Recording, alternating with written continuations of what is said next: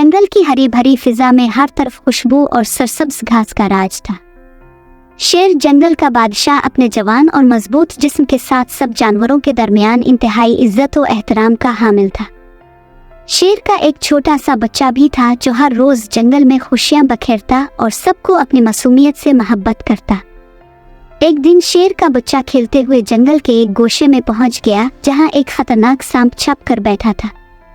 सांप ने चुपके से शेर के बच्चे को पकड़ लिया और इसे एक घनी झाड़ी में छुपा दिया।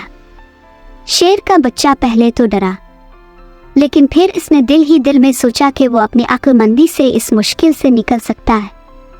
सांप ने शेर के बच्चे को धमकी दी कि अगर वो भागने की कोशिश करेगा तो इसे नुकसान पहुंचेगा।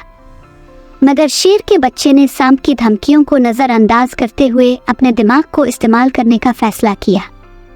शेर के बच्चे ने अपने दिमाग की ताकत से सांप को धोखा दिया। वो धीरे धीरे झाड़ छोटिये के अंदर से निकल गया और सांप के ध्यान को भटकाने के लिए झाड़ छोटिये के पत्ते और टहनियों का इस्तेमाल किया। इस तरह वो सांप की गिरफ्त से आज़ाद हो गया और जंगल की तरफ वापस पलट आया। जंगल में जानवरों ने शेर के बच्चे की वापसी पर खुशी मनाई। शेर, जो अपने बच्चे की सलामती देखकर बहुत खुश था, ने सब जानवरों के सामने एक सबक बयान किया। इसने कहा, हम सबको एक दूसरे की मदद करनी चाहिए और किसी को नुकसान नहीं पहुंचाना चाहिए। हमें सब्र और होशियारी के साथ मुश्किल हालात का सामना करना चाहिए।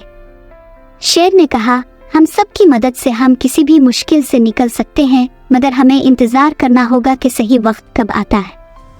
वक्त की कदर करें और सब्र से काम लें।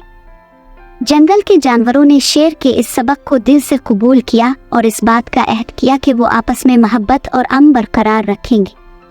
वो जान गए कि किसी को नुकसान पहुंचाना दुरुस्त नहीं और हमें सब्र के साथ हालात का सामना करना चाहिए।